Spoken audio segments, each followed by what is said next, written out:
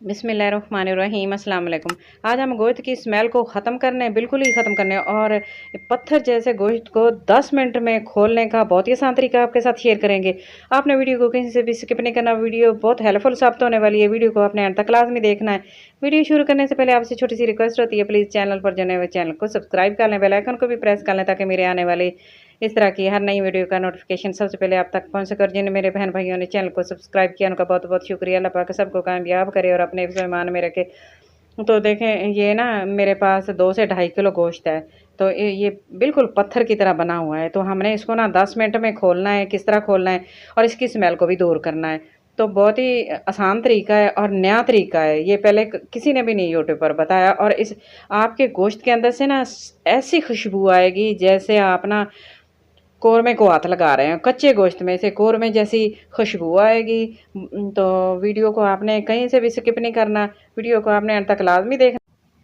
चलें, शापर के अंदर से हमने निकाल लिया है। अब हमने आगे क्या करना है, तो देखिए मैंने एक जो है लहसुन का लिया है, एक सब्ज़ मिर्च ली है और धनिया और थोड़ा सा पुदीना है मेरे पास। बस ये चीज़ें मैंने ली हैं इसके अंदर डालने के लिए। और ये देखें, ये कुछ मसाले जाएंगे। थोड़ा सा मेरे पास ज़ीरा है, नमक है, दालचीनी है, एक बड़ी इलायची है, लौंग है और बदियान का फूल, तेज़पत्ता।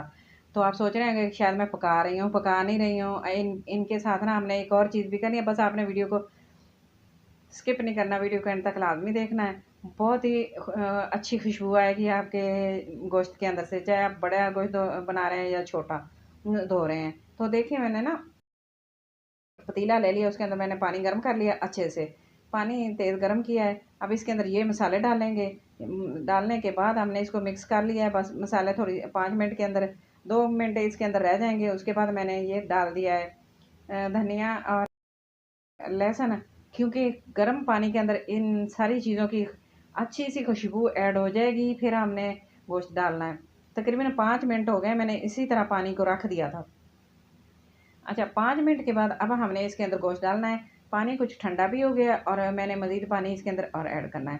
तो इतना पानी होना चाहिए जिसके अंदर आपका गोश्त ना डिप हो जाए। अच्छा, गोश्त डाल दिया मैंने। अब ऊपर से मैं ठंडा पानी डालूँगी और नॉर्मल हो जाएगा, इसका ज़्यादा गर्म नहीं रहेगा। और इसको हमने सिर्फ 10 मिनट रखना है, पानी के अंदर डिप करके रखना है। कवर लगा दूँगी, लगाने के बाद फिर हमने ना 10 मिनट के बाद फिर इसको देखेंगे कि कैसी कंडीशन है इसकी। तो 10 मिनट हो गए हैं और 10 मिनट के बाद हम इसको चेक करते हैं हमारा गोश्त कैसा किस तरह खुला है कि नहीं।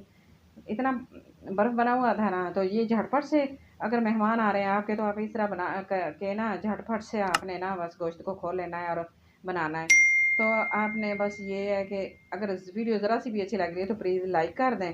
चैनल पर अगर पहली बार आए तो प्लीज़ चैनल को भी सब्सक्राइब कर लें। तो देखें ये ना कितना अच्छे तरीके से खुल गया है। मैं कहती हूँ इतनी अच्छी खुशबू आ रही है ना, इतनी अच्छी खुशबू आ रही है ना, आपको क्या बताऊँ। इसके अंदर से बिल्कुल भी गोश्त की स्मेल नहीं आ रही। ऊपर से एक्स्ट्रा चर्बी जो है ना वो भी थोड़ी सी उतर गई है और साफ़ हो गया है। मट्टी डस्ट वगैरह जो भी इसके साथ लगे होते हैं जब बनाते हैं, तो उसके बाद ना फिर ये साफ़ हो जाता है अच्छे तरीके से। और इसके अंदर से ग़िज़ाइयत बिल्कुल भी इसकी ख़त्म नहीं होती, क्योंकि ये बर्फ़ बना होता है और ऊपर से बर्फ़ जो होती है वही पिघलती है। इस तरह के गोश्त की ना इस तरह करने से कोई इसकी ग़िज़ाइयत में फ़र्क नहीं आएगा, कोई ख़राब नहीं होगा। कुछ मेरी बहनें कमेंट करती हैं ना कि इस तरह इसकी ग़िज़ाइयत ख़त्म हो जाती है या इसके अंदर से इसका इस तरह ख़राब हो जाता है, सही नहीं होता। तो बिल्कुल भी ख़राब नहीं होता, सही रहता है और इस तरह इसकी स्मेल ख़त्म हो जाती है। और हमारा गोश्त जो होता है ना पाक साफ़ बिल्कुल साफ़ सुथरा हो जाता है, स्मेल बिल्कुल भी नहीं आती। तो पहले भी मेरे चैनल पर वीडियो अपलोड है, लेकिन ये उनसे बिल्कुल नया तरीका है और उनसे बिल्कुल डिफरेंट है। ये झटपट से गोश्त को खोलने का तरीका है। तो देखिए मैं इसका पानी निकाल दिया है सारा, अलग-अलग काले पोटियाँ वगैरह अलग-अलग हो गई हैं और अब हमने इसको वॉश करना है।